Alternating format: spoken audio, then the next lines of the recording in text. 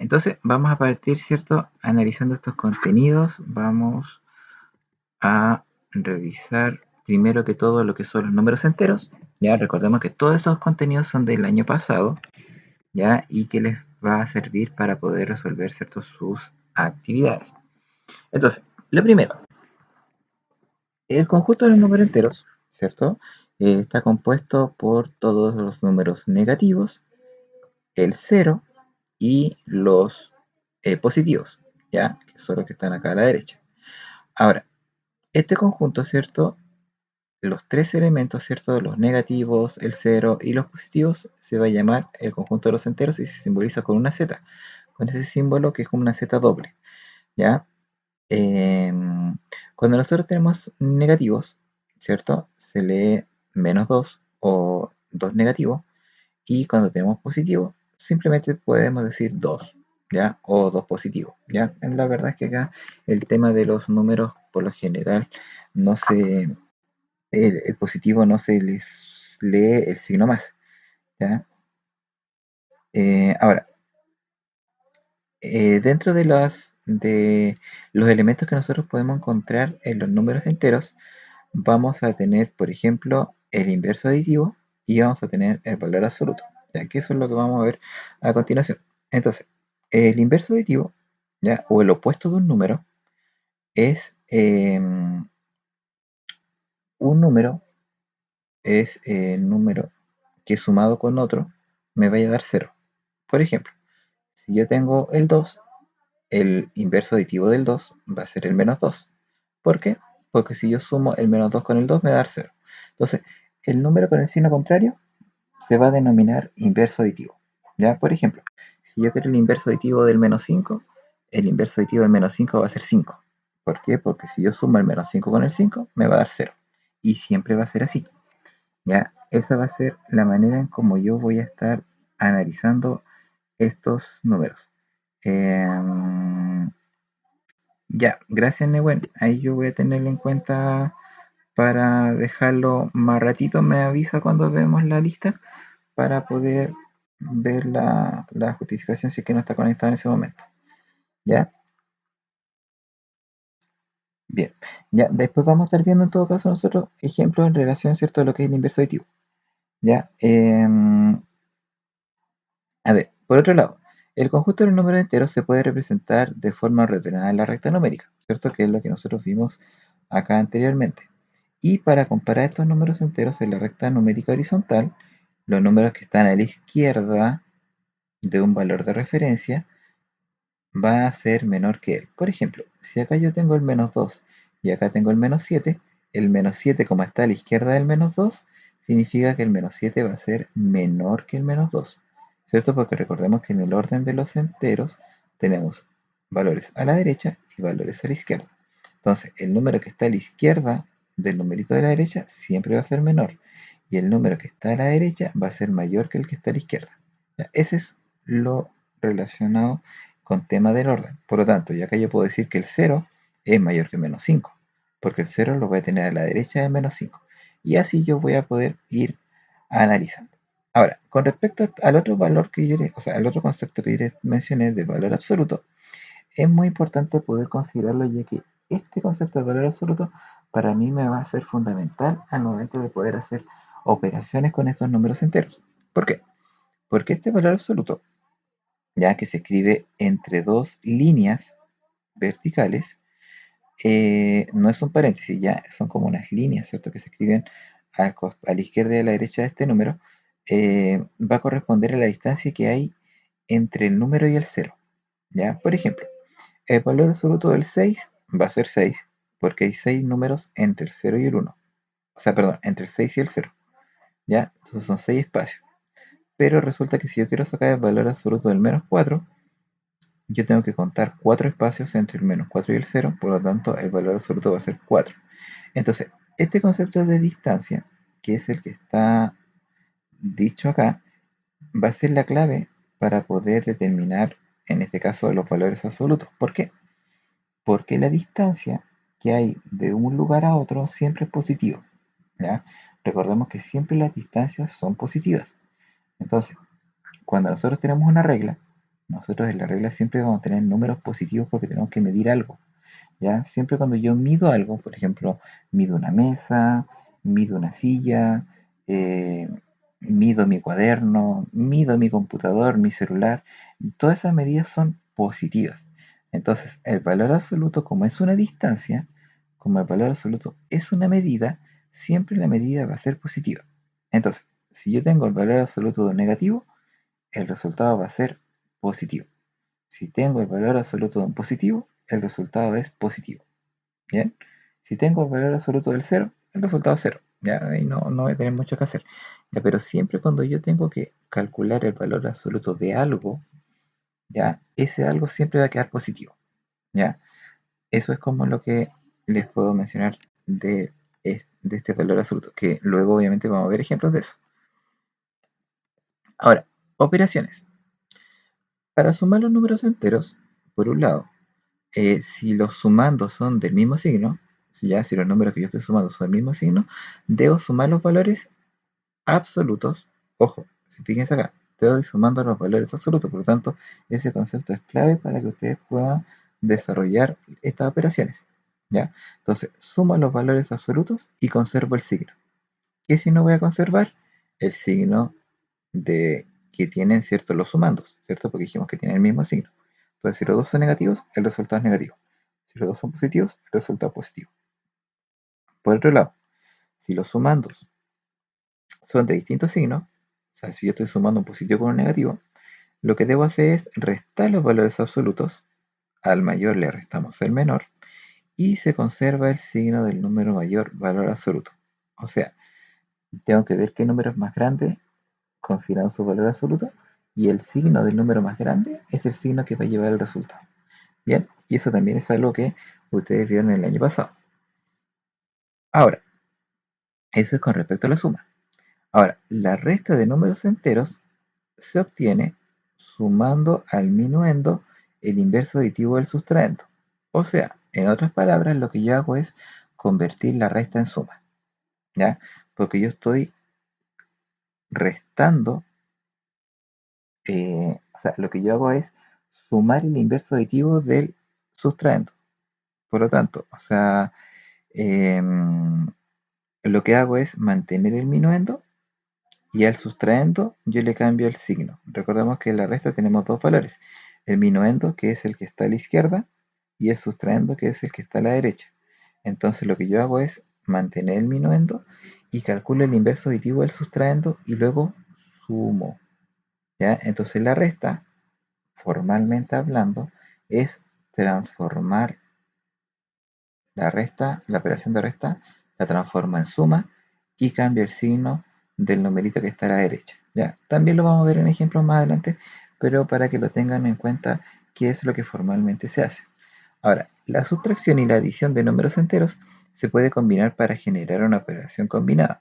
En este caso podemos transformar las sustracciones en adiciones, ya transformamos las restas a sumas y luego resolvemos de izquierda a derecha, ya que es lo que se busca, ¿cierto? Al momento de realizar estas operaciones, porque por lo general las operaciones combinadas son las que más cuestan hacer. Ahora, en estas operaciones nosotros vamos a tener propiedades, ya en este conjunto de los números enteros, y vamos a tener propiedades para la adición. Y en estas propiedades, ¿cierto? Vamos a poder encontrar, por ejemplo, el elemento neutro, que es el que está acá, ¿cierto? Que dice que el elemento neutro para la suma es el cero, ¿ya? Y esto significa que si a cualquier número entero se le suma cero, el resultado es el mismo número. Y eso yo creo que ustedes más o menos ya lo saben, ¿cierto? Si yo a cualquier número le sumo cero, obtengo como resultado el mismo número. Por ejemplo, 5 más cero es 5, menos 3 más cero es menos 3, menos 10 más cero es menos 10, 7 más cero es 7, y así sucesivamente, ¿cierto? Entonces, no voy a tener mayor modificación al respecto. Ahora, por otro lado, Profe, ¿sí? ¿qué significa esa como E al revés y esa Z al lado de la A? Ya, a ver. Em, lo que acá está indicando, bueno, en realidad no es una E al revés, la E está bien, Lo que pasa es que se ve como 3 al revés. ¿Ya? A ver, lo que pasa es que ese símbolo significa pertenece. ¿Ya? ¿Qué significa esto? A ver, lo que está diciendo acá me dice que cualquier número al cual yo le sume 0 me va a dar como resultado el mismo número, ¿ya? Porque si se fijan, esa A con esa A es igual.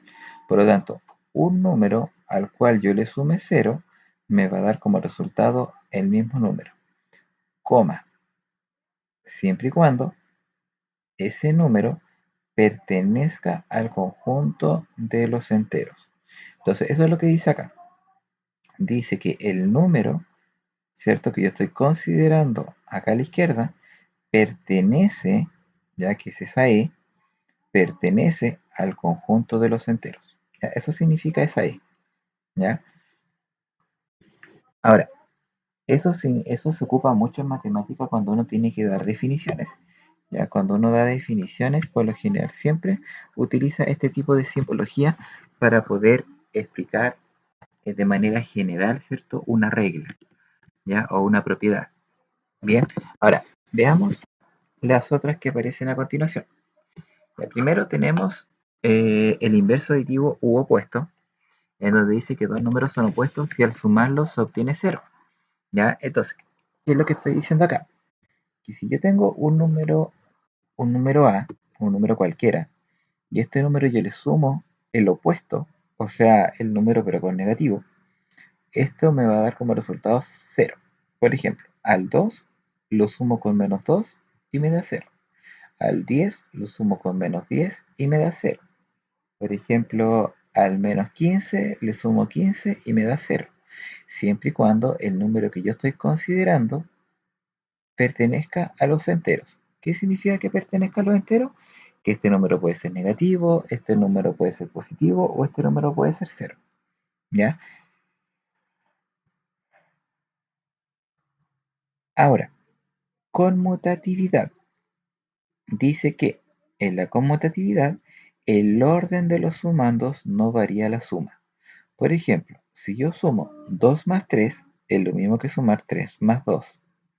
Por lo tanto, el orden en que yo sume, ¿cierto? No va a variar en el resultado. Ya, eso es una propiedad que tienen estos números enteros. Ahora, también tenemos la asociatividad, que es el modo de agrupar los sumandos no varía el resultado. Por ejemplo, si yo tengo tres números, A, B, C, y yo quiero sumar primero el A con el B y después el C, es lo mismo que si yo quisiera sumar el B con el C y después sumar el A.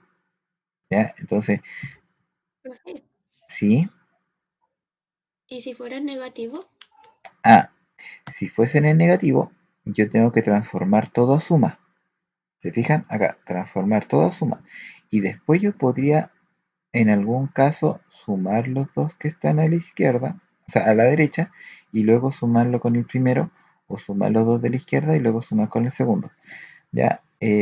Pero acá considerando muy bien el tema de los signos, porque por lo general, lo típico que uno eh, obtiene, ¿cierto? Como resultado, o uno de repente, una gran frustración que tienen los estudiantes en matemática es que se equivocan en el signo, ¿ya? Y eso pasa porque de repente no lo consideran o lo consideran mal al momento de resolver una operación, ¿ya? Pero si nosotros aprendemos desde ahora que existen propiedades, ¿cierto? Que nosotros podemos usar y propiedades que no podemos usar, nos vamos a dar cuenta, ¿cierto? Que en este caso nosotros vamos a tener que, eh, si yo agrupo los dos primeros o agrupo los dos últimos, tengo que tener muy claro cuáles van a ser los signos de estos números para no equivocarme al momento de resolver. ¿Ya? ¿Se puede hacer de derecha a izquierda? Sí, pero para hacerlo de derecha a izquierda debo tener mucho, pero mucho cuidado con los signos. Por eso acá siempre dice operar de izquierda a derecha, porque es más fácil, ¿ya? Pero por propiedad también se puede asociar, ¿ya? Pero eso va a depender, ¿cierto? De también el ejercicio que yo esté resolviendo, porque muchas veces, o yo diría que el 90% de las veces, lo voy a hacer siempre de izquierda a derecha, ¿bien? Y también tengo la propiedad de clausura, que significa que toda adición de números enteros tiene un resultado en z. ¿Qué significa esto? Significa que si yo tomo cualquier número entero y lo sumo, el resultado que obtengo va a ser siempre un número entero, ¿ya? Eh, por ejemplo, si yo sumo un negativo con un positivo, el resultado siempre va a ser un negativo a un positivo, ¿ya? Nunca va a ser, por ejemplo, un decimal. ¿Ya? Por ejemplo, yo nunca voy a sumar dos números enteros y el resultado va a ser decimal, jamás. Entonces, eso es como una clausura para la suma, ya que también es importante poder considerarlo. Ahora, por otro lado, también teníamos, ¿cierto?, dentro de nuestros contenidos, eh, en relación a lo que eran las fracciones, los decimales y los porcentajes, ¿ya? Y si partimos con las fracciones, nosotros podemos saber que para expresar una fracción como un número decimal finito, podemos amplificarla o simplificarla de tal manera que se obtenga una fracción decimal y luego escribir el número decimal que corresponde, ya que dividir por 10, por 100 o por 1000 es muy sencillo. ¿Ya? Sí, de hecho, también lo habíamos visto en algunos ejemplos anteriormente. También puedes transformar la fracción dividiendo el numerador con el denominador y obteniendo así el número decimal directamente. Ahora, para expresar un número decimal como fracción, nosotros debemos identificar el numerador y el denominador y luego simplificar hasta obtener una fracción irreductible. Bien, ahora, para multiplicar fracciones podemos representar gráficamente o bien podemos multiplicar el numerador con el numerador y el denominador con el denominador, que es lo que matemáticamente se hace regularmente, ya que representar gráficamente una multiplicación por lo general es muy lento. Entonces, como en matemática lo que uno busca es el desarrollo de ejercicios de una manera rápida y segura, lo que uno hace es generar ciertos estos algoritmos, donde si yo tengo dos fracciones, para multiplicarlas, simplemente multiplico el numerito de arriba con el numerito de arriba, que sería numerador con numerador, y por otro lado multiplico denominador con denominador y obtengo el resultado de una manera directa, ¿ya? Ahora, para dividir fracciones, también es muy fácil, puesto que, bueno, se puede representar gráficamente, pero eso también es algo que yo tampoco estoy como muy, al principio sí, como para poder entenderla, pero ya después lo que se hace es resolviéndolo como una multiplicación, ¿ya? En donde lo que uno hace es conservar el dividendo, en este caso a partido en b, si ustedes se fijan se conserva, pero el inverso aditivo, o sea, pero el divisor se calcula su inverso aditivo, o sea, inverso multiplicativo. Entonces lo que vamos a hacer es dar vuelta, ¿ya? Para decirlo coloquialmente. Entonces, si yo tengo un C partido en D, el resultado va a ser D partido en C. Entonces yo lo doy vuelta y lo multiplico. Ahora, ¿cómo lo voy a multiplicar? Lo multiplico igual como lo multiplicaba acá arriba. Numerador con numerador, denominador con denominador. Por lo tanto, lo que yo hago acá para dividir fracciones, lo que hago es básicamente transformarlo en multiplicación y luego multiplicar, ¿ya? Eso es lo que yo voy a hacer cuando yo tenga que tener este tipo de operaciones matemáticas. Ahora, obviamente recordemos que en los denominadores no puede estar el cero, así que por eso acá dice con B, con C o con D distinto de cero, porque si llegase a ser uno de estos valores cero, esto se va a indeterminar, ¿ya? Porque recuerden que matemáticamente la división por cero no está definida. Lo mismo va a pasar acá en la multiplicación. Ningún denominador puede ser cero, ¿ya? Por eso dice con B y D distinto de cero, ¿ya? Así que eso tienen que, eh, para que lo tengan en cuenta. Ahora, vamos a revisar ahora a continuación lo que vamos a ver aquí.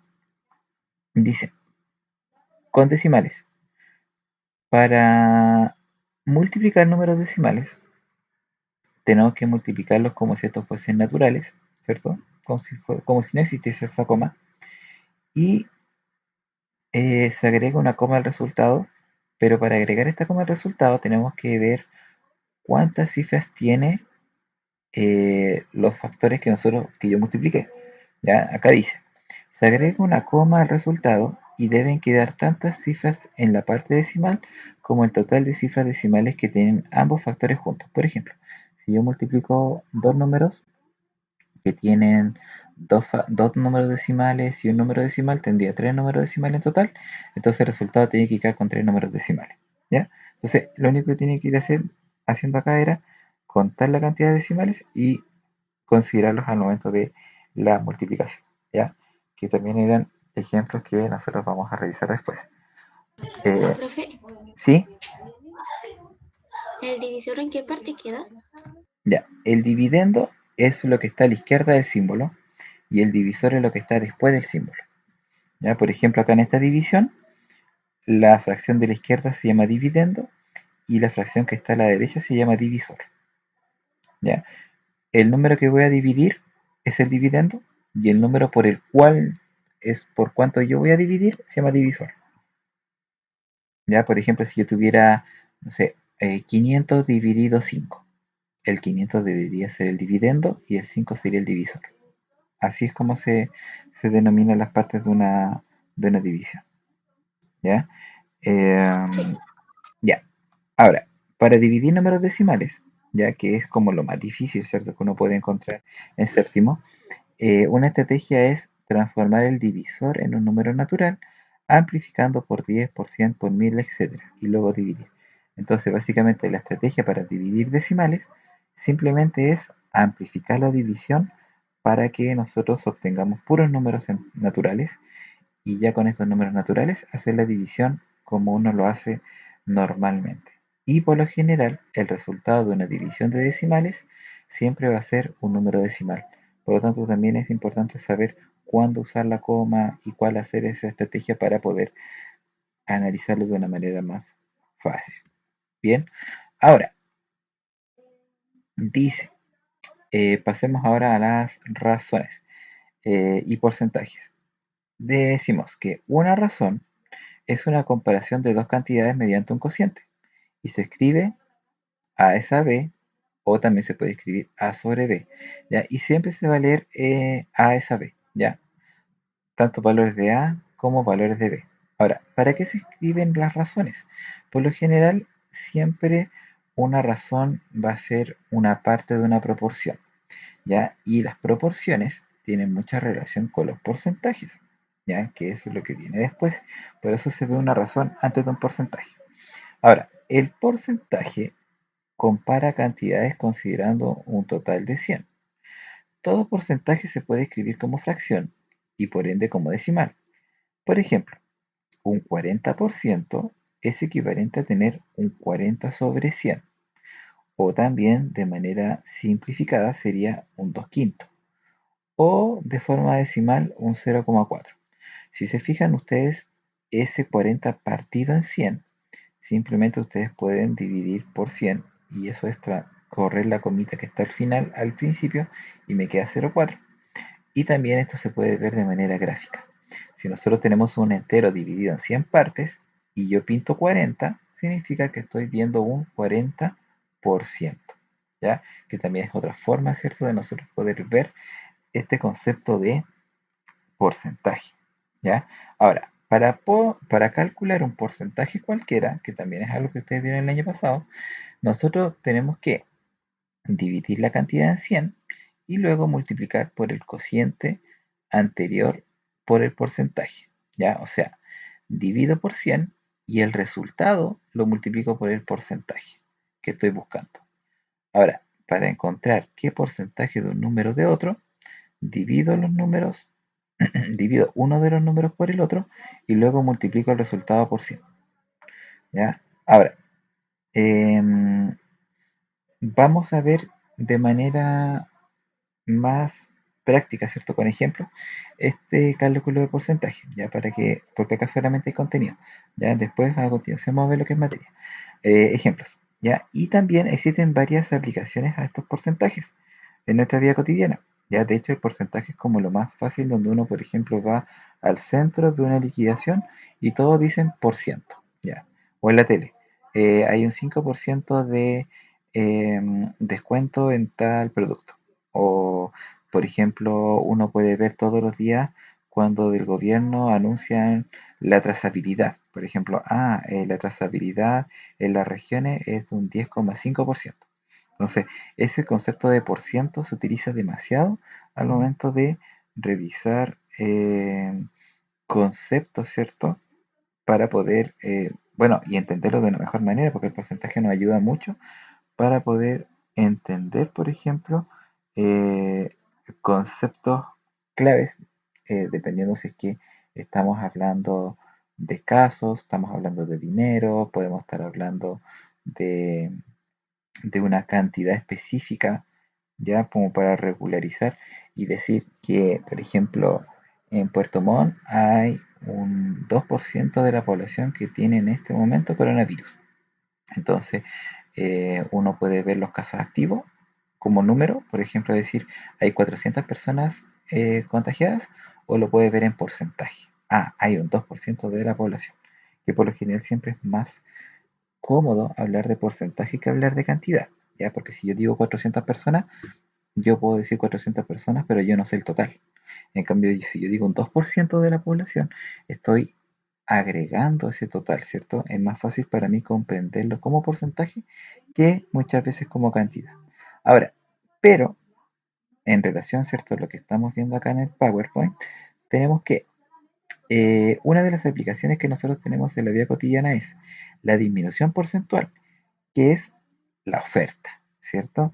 Hay un 10% de descuento, hay un 20% de descuento, ¿cierto? Que es en la aparición porcentual en donde el valor original disminuye en un porcentaje determinado, el que se debe restar, ¿ya? Por ejemplo, hay un 20% de descuento, yo le quito, ¿cierto? Un 20% del valor. Por otro lado, tengo el incremento porcentual, que es al revés, ¿cierto? Cuando aumenta un porcentaje. Por ejemplo, la benzina subió un 5%. Entonces yo aumento un 5% del valor, ¿ya?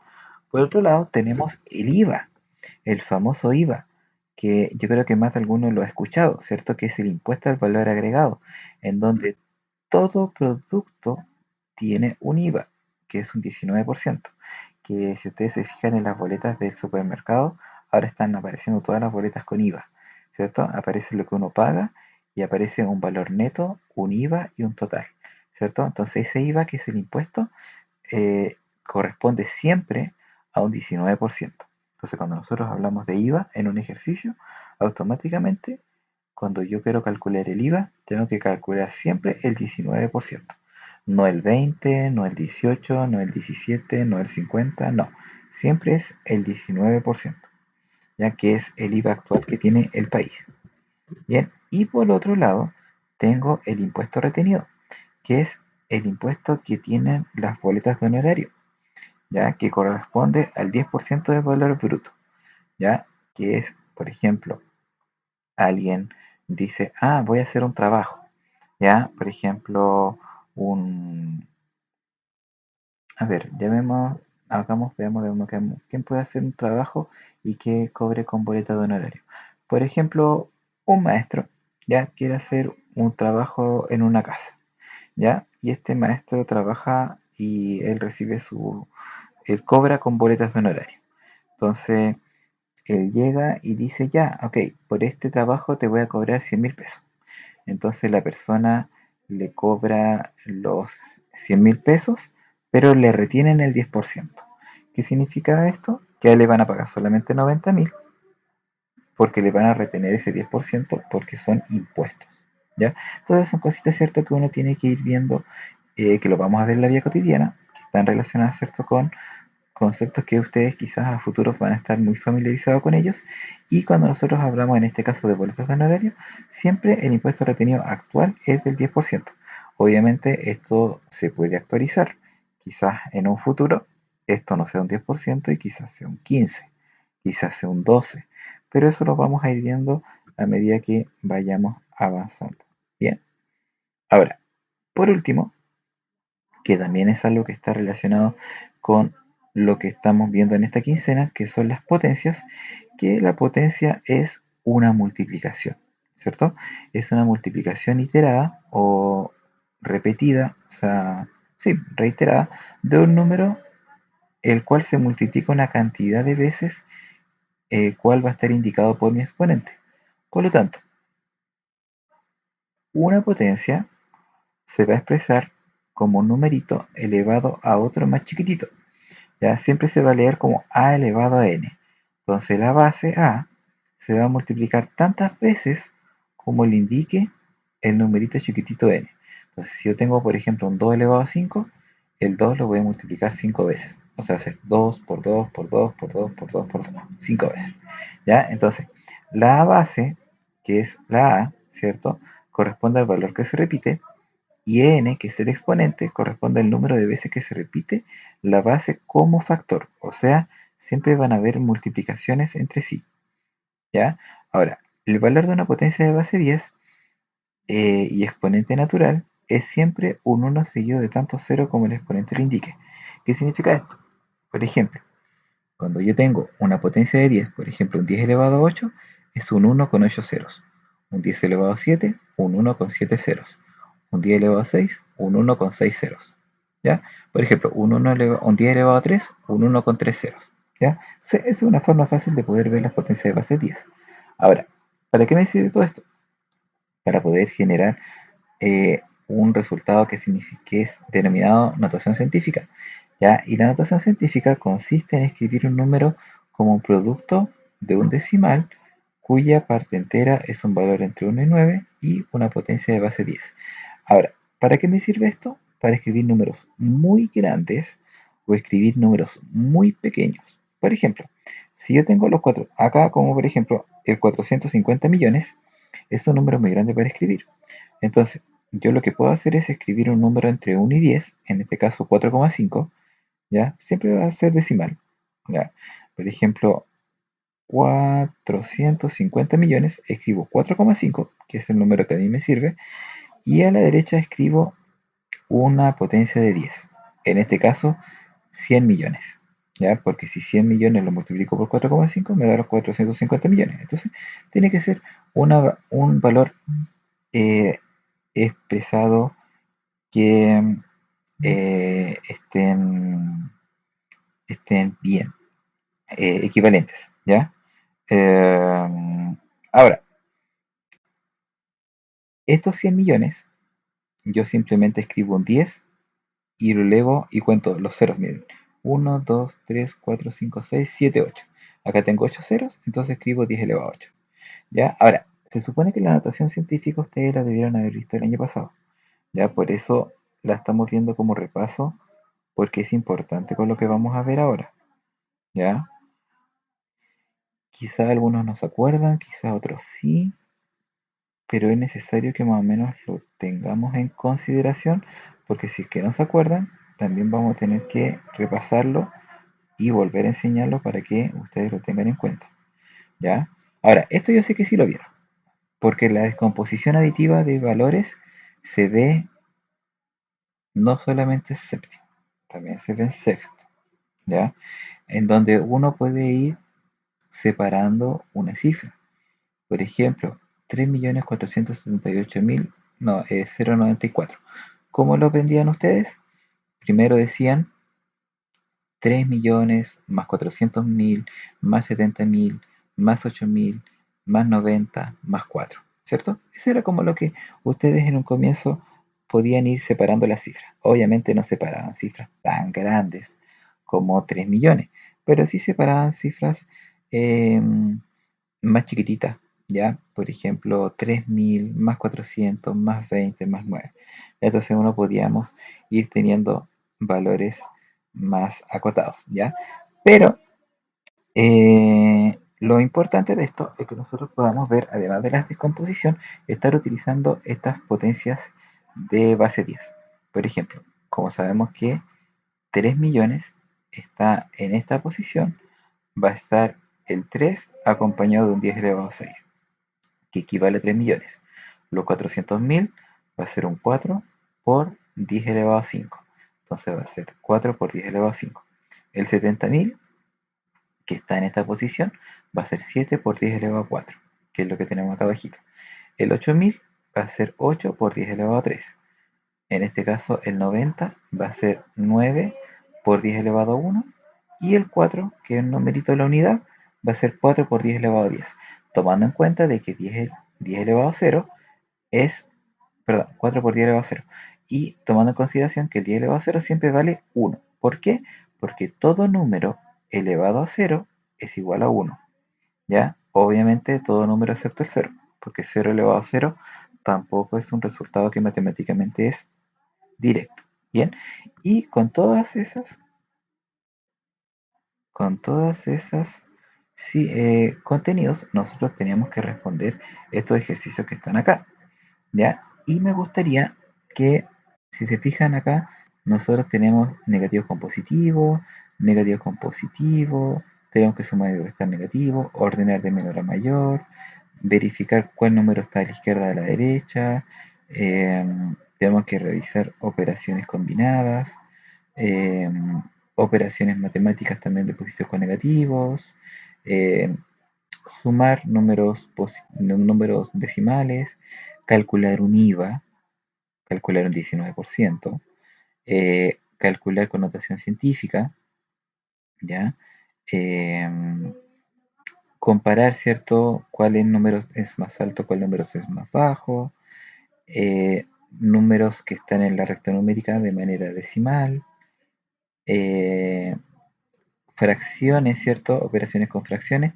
Esto está representado, sí que está representando una multiplicación o una división, ¿cierto? Comparar porcentajes y pintarlos, ¿cierto? En nuestro gráfico y resolver problemas cotidianos asociados a todos los conceptos anteriores. Ya, entonces ahora me gustaría que ustedes me dijeran, aprovechando estos minutitos que nos quedan, que resolvamos un ejercicio como para que ustedes sepan de qué manera abordar estos problemas y así nosotros tener una eh, eh, un mayor desarrollo de ejercicio. Entonces, me gustaría que me escribieran en el chat, ¿cierto? Si hay algún ejercicio que ustedes no pudieron hacer, o que les costó mucho, o que aún no saben cómo hacerlo, para así yo después resolverlo ahora y poder aprovechar de explicarlo. Ah, ya, ok. Número 6. Sí, yo sé que este ejercicio a muchos les va a costar porque eh, por lo general nosotros no desarrollamos 3 triángulos invertidos 5. Calcular eso es como extraño, ¿cierto? Entonces, bueno, vamos a hacer este número 6. Lo vamos a hacer acá con azul. Vamos a analizar lo siguiente. Acá nosotros tenemos que repetir. ¿Ya? Nosotros tenemos que repetir exactamente lo que dice mi enunciado. ¿Por qué? Porque en el enunciado se va a definir la operación. Entonces, si yo el A lo triangulizo con el C, llamémoslo así, el A triangulizado con el C va a ser lo mismo que tener A por C, A dividido en C, por C dividido en A, dividido C. ¿Ya? Entonces, si se fijan, el A, que es el que está a la izquierda del triángulo, invertido, va a estar acá, acá. Y el C, que es el que está a la derecha del triángulo, va a estar acá, acá y acá. Entonces acá yo tengo que repetir exactamente lo mismo. Entonces, el A va a ser en este caso el 3 y el C va a ser el 5. Y yo voy a tener que repetir exactamente lo mismo que está acá arriba. Entonces yo voy a decir 3 triangulito 5 va a ser igual a qué. Va a ser igual a qué. Entonces voy a tener izquierda dividido derecha, o sea, izquierda dividido derecha por derecha, que es el 5 dividido izquierda. Y todo eso dividido en derecha, que en este caso va a ser el 5. Entonces, en vez de escribir las A, escribo los 3. En vez de escribir los C, escribo los 5. ¿Por qué? Porque la está a la izquierda y el C está a la derecha. ¿Ya? Entonces lo que hago es reemplazar. Y ahora yo voy a resolver. Y como tengo multiplicaciones y divisiones, yo sé que matemáticamente tengo que resolver primero de izquierda a derecha. Entonces, voy a resolver esta expresión y lo voy a resolver y después se van a dar cuenta el por qué queda. Voy a tener 3 por 5, 15. Oh, perdón. Y dividido 3 por 5, 15. Dividido en 5. ¿Ya? Entonces recordemos que para la multiplicación multiplico 3 por 5 y acá multiplico 5 por 3. Entonces, al resolver, eso me va a quedar 1, que es un entero, dividido en 5, ¿cierto? Entonces, 15 partido en 15 es un entero, 1 dividido en 5, y eso lo puedo escribir como una fracción, puesto que en mi alternativa lo que me pide es una fracción. Por lo tanto, mi respuesta es la C. ¿Ya? Así es como se resuelve este ejercicio. ¿Ya? Así es como Profe, ustedes deberían resolver. Dígame, ¿y por qué sacó un 1? ¿por qué saqué un 1? Porque acá yo obtuve un 15 partido en 15. Y resulta que si yo divido, esto es lo mismo que si yo tuviera un 15 dividido 15. Entonces, si yo divido el 15 dividido 15, me va a dar como resultado 1 y sobra 0. Entonces, esta fracción que yo obtengo acá, que es un entero, yo puedo directamente decir que es 1, o puedo también hacer la división del 15 partido en 15 que me va a dar 1. ¿Ya? Entonces, por esa razón salió el 1. ¿Ya? Esa es la razón del por qué yo lo quise transformar ese 15 partido en 15 y lo transformé en 1. ¿Ya? Pero es por eso. Es porque yo estoy buscando, ¿cierto? Resolver y reducir un poquito mi expresión. ¿Ya? Ahora, más adelante, ustedes quizás van a poder darse cuenta de que quizás yo hubiera dividido el 3 con el 3, el 5 con el 5 y automáticamente eso me hubiera quedado 1. Pero como no estamos tan familiarizados con ese tipo de procedimiento, yo preferí simplemente multiplicar el 3 con el 5, multiplicar el 5 con el 3, obtenemos el 15 en el numerador, 15 en el denominador, dividimos numerador con denominador, obtengo el 1 y luego lo parto en 5, que sería equivalente a tener la fracción 1 partido en 5. Por lo tanto, el 3 triangulito 5 sería equivalente a tener un quinto. Bien, y ese sería mi resultado de mi alternativa correcta. Bien, y así es como se calcula, ¿cierto? Al menos, ¿cierto? Este ejemplo. Ahora, nosotros el día viernes tenemos nuestra última clase. Bueno, yo sé que ya muchos me entregaron esto desarrollado, pero igual yo sé que algunos van a tener dudas y vamos a terminar de revisar los últimos ejercicios que nosotros o que alguno de ustedes tenga pendiente. ¿Ya? Así que para que lo tengan en cuenta. Y yo después, eh, ok, Manken, ahí vamos a ver la lista ahora en estos 2 minutitos que quedan, ¿ya? Entonces, eso va a quedar pendiente para que el viernes podamos desarrollar algún otro ejercicio que ustedes tengan dudas y que vengan preparados para preguntarme, profe, ¿sabe que necesito hacer tal ejercicio? ¿Me ayuda? Y ahí nosotros lo vamos haciendo en conjunto. Bien, entonces, eso sería hasta acá.